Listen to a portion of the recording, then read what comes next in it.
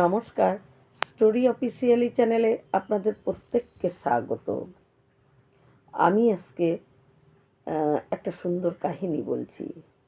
অনেক দিন আগের কথা। একজন পরম বৈষ্ণব, তিনি অনন্য কৃষ্ণ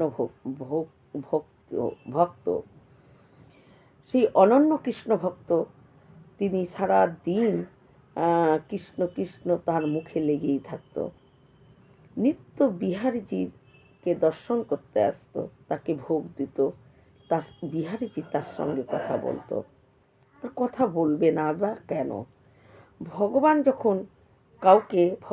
কৃষ্ণ যখন কাউকে আপন করে নেয়, যার হাত ধরে নেয়, সে যদি তাকে ছেড়েও চলে যেতে চায়, ভগবান তাকে ছাড়ে না। তাই এরকম অনন্য ভক্ত যে বিহারীজি তার সঙ্গে কথা বলতো। তারপর এই রকমই যখন নাকি কোনো রাম ভক্ত বা কোনো কৃষ্ণ ভক্ত, দুই বৈষ্ণবের যখন পরস্পর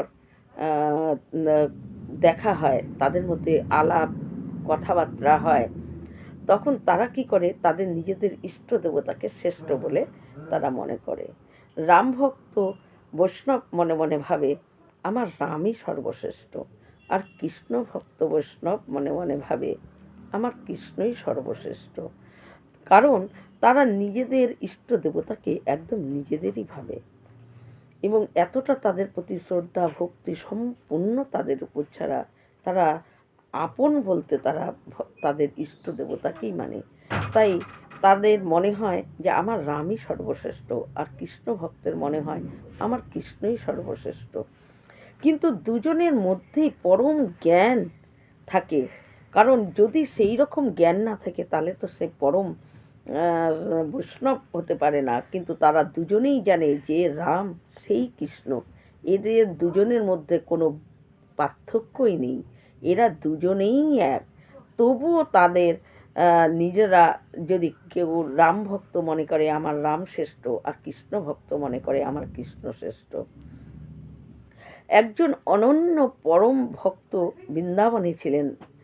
সে এতটাই ভক্ত যে স্বয়ং ভগবান তার সঙ্গে কথা বলতো। তাই সে বলে একদিন যে আমি অনেক দিন তোমার কাছে থাকলাম, আমি একটু অযোধ্যায় গিয়ে কিছুদিন ভগবান রামের কাছে থাকব। এই বলে সে অযোধ্যায় যায়। অযোধ্যায় যাওয়ার পর সে এদিকে মুখে কৃষ্ণ নাম জপ করতে করতেই যায়, অনবরত তার মুখ দিয়ে কৃষ্ণ কৃষ্ণ কৃষ্ণ কৃষ্ণ কৃষ্ণ বলতেই থাকে মুখে, এবং কৃষ্ণ কৃষ্ণ বলতে বলতেই সেই অযোধ্যায় পৌঁছায়। অযোধ্যায় গিয়েও যখন সে কৃষ্ণ কৃষ্ণ করে যাচ্ছে, কিন্তু অযোধ্যাতেও তো অনেক পরম ভক্ত এবং অনন্য ভক্ত আছে, অনেক বৈষ্ণব। তারা তখন বলে আরে রাম রাম বলো। তখন বলে যে কেন? বলে দেখো, রাম বলে একবার দেখো, কত সহজ কত সরল। আমাদের রামের সমস্ত কাজই সরল আর অনেক সাদাসিধে, একদম সহজ। আর তোমার কৃষ্ণের মধ্যে আছেটাই বা কি? একজন রণচোর, ননীচোর, বস্ত্রচোর, চঞ্চল নটখট রাজনীতিবিদ, এর মধ্যে আছেটাই বা কি? সমস্ত কাজ তার বাঁকা, নিজেও বাঁকা এবং সমস্ত কাজও তার বাঁকা। কোন কাজটা সহজ সরল আছে বলো? তাই একবার রাম বলে দেখো, কত সহজেই রাম কথাটা বলা যায়, আর কৃষ্ণ কথাটা বলাটাও কত কঠিন। তাই তুমি রাম বলো। তখন সেই কৃষ্ণ ভক্ত বৈষ্ণব সে মনে মনে ভাবে যে কথাগুলো যা বলেছে সবই তো সত্য, কোনোটাই তো মিথ্যা না। কিন্তু তাহলে ঠিক আছে, আমি রামই বলবো।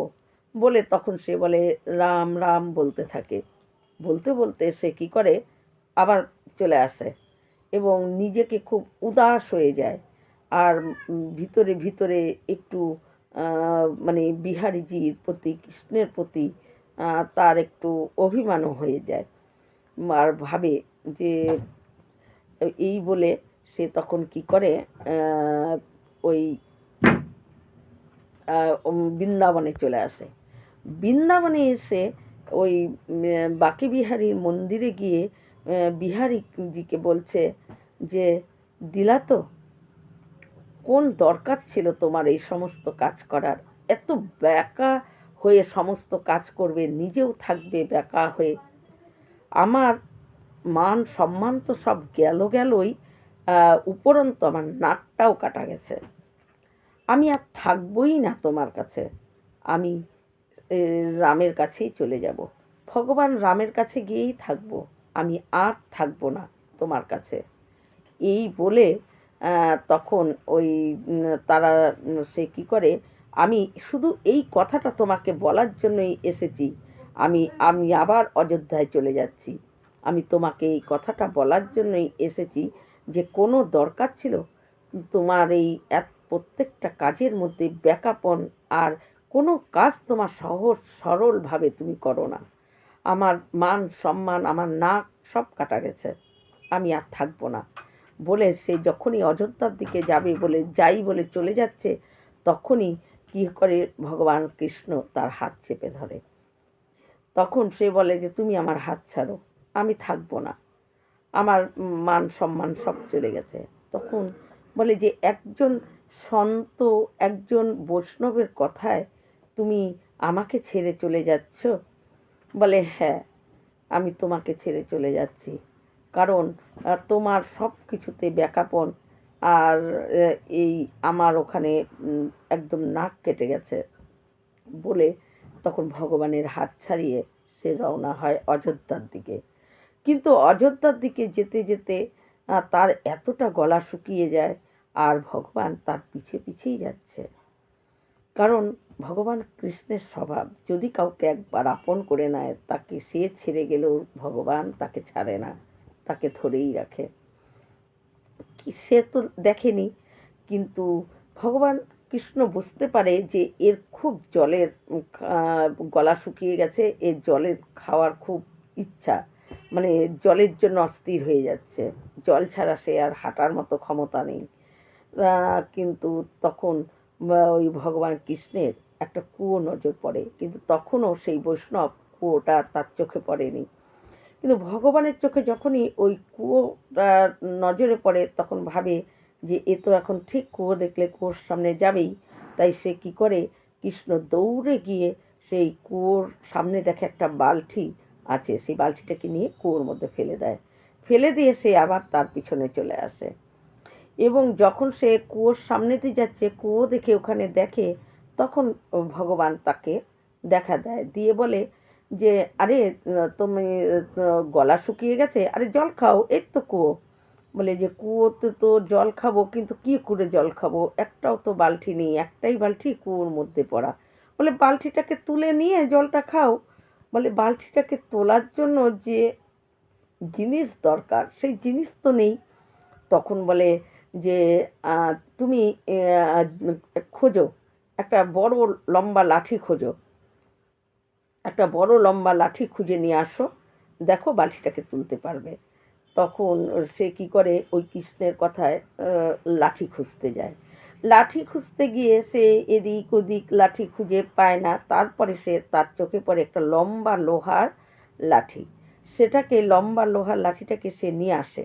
নিয়ে আসার পর তখন ভগবান কৃষ্ণ তাকে বলে যে, তুমি এবার এই লাঠির দ্বারা বালতিটাকে তোলো।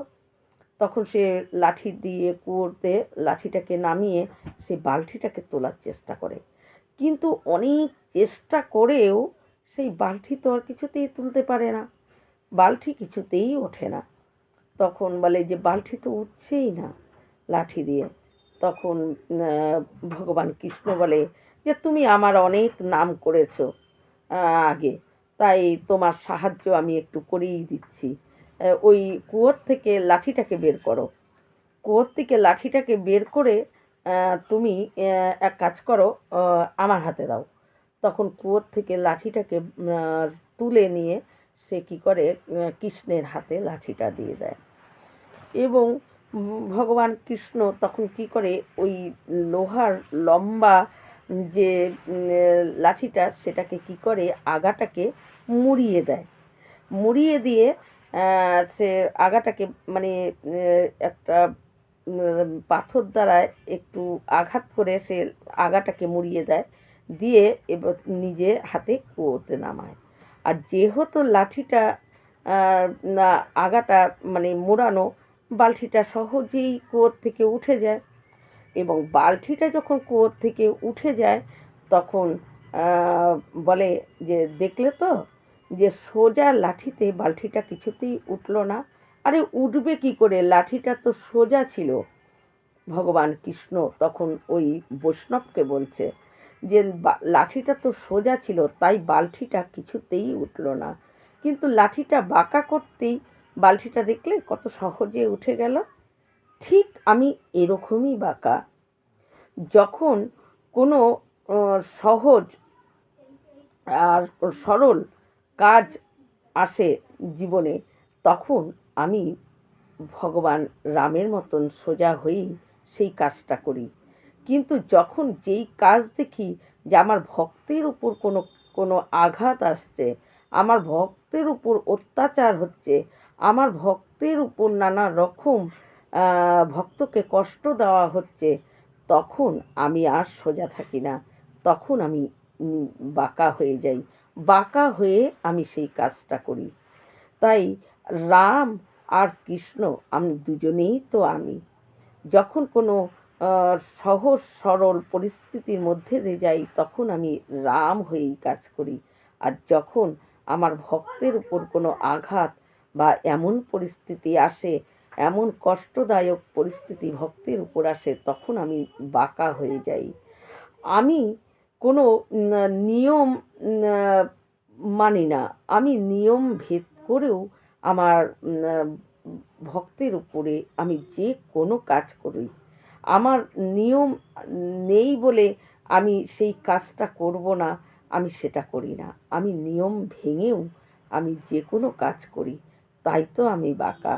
আর যখন কোনো সহজ কাজ হয় আর তখন আমি রাম হয়েই সেই কাজটা করি। আসলে ভগবান শ্রীকৃষ্ণ বলেন যে আমি, আমার ভিতরে তুমি সর্বরূপ সব কিছু তুমি পেয়ে যাবে। আমি এই বিশ্বকে রচয়িতা হলো আমি, আমার ভিতরে তুমি সব পাবে। দুঃখ আমাকে দেখে, কষ্ট আমাকে দেখে ভয় পায়। তাই কোনো ভক্তের মুখের হাসি যাতে কোনো সময়ের জন্য তা মলিন না হয়, তখন যদি আমার কোনো নিয়ম ভেঙেও আমার কোনো কাজ করতে হয়, আমি তখনও তার পাশে থাকি। আমি কোনো সময়ের জন্য আমার ভক্তকে আমার কাছ থেকে আমি ছেড়ে দেই না। আমার ভক্ত আমাকে ছেড়ে চলে গেলেও আমি ঠিক তার পাশেই থাকি। আমি কোনো নিয়ম বিধি ছাড়াও আমি কাজ করি। তাই আমি অনেক সময় আমার যেই কাজ আমার বাঁকা না হলে সেই কাজ হবে না, তখন আমি বাঁকা হয়ে যাই। আর যেই কাজ সহজেই করা যায় তখন আমি রাম হয়ে সেই কাজ করি। তখন সেই বৈষ্ণব বুঝতে পারে যে আমি, আমার নিজেরই ভুল ছিল, যে আমি ভগবানের উপরে স্বয়ং কৃষ্ণকে আমি মনে মনে ভাবছিলাম যে তোমার এই সমস্ত কাজের জন্য আমার নাক কেটে গেছে, সম্মান চলে গেছে। আসলে প্রভু ভগবান কৃষ্ণ, তার কোনো নিয়ম, তার কোনো বিধি পরিমাপ নেই। তিনি নিয়ম ভেঙেও তিনি ভক্তকে রক্ষা করার জন্য সর্বক্ষণ প্রস্তুত হয়ে থাকে। যে ভক্তের উপর যদি কোনো দুঃখ কষ্ট বা কেউ যদি ভক্তকে আঘাত করে, ভগবান তখন নিজেকে বাঁকা করে নিতে একবারও সে ভাবে না। সে সঙ্গে সঙ্গে নিজেকে বাঁকা হয়ে সে সমস্ত কাজ নিজে সামাল দিয়ে নিয়ে ভক্তকে আবার সুন্দর করে যাতে সেই ভক্ত যাতে ভালোভাবে থাকতে পারে, ভগবান সেটাই করে। তাই ভগবান কৃষ্ণ তিনি বাঁকা, আর রাম সহজ সরলভাবেই কাজ করে। রাম সব কিছু পরিমাপ তার বিধি নিয়ম মাপে অনুযায়ী সে কাজ করে, তার নিয়ম ভেঙে তার কোনো কাজ করতে সে পারে না। কারণ সে যে পুরুষোত্তম, সে যে নিয়মে বাঁধা, তার নিয়ম ব্যতিক্রম করে সে কিছু করতে পারে না। তাই তো সে আবার কৃষ্ণ অবতার হয়েছে, যে সব সময় তার সোজা হয়ে সব কাজ করা সম্ভব না, তার জন্য তার আবারও অবতার হতে হয়েছে, কৃষ্ণ রূপ নিয়ে তার আবার জন্ম নিতে হয়েছে। যে অনেক পরিস্থিতি আছে সেখানে সোজা হয়ে সেই কাজ করা সম্ভব না, সেখানে বাঁকা হতেই হবে। তাই ভগবান কৃষ্ণ বাঁকা। এই রকম ভিডিও পাওয়ার জন্য আমার চ্যানেলটিকে সাবস্ক্রাইব করবেন। নমস্কার।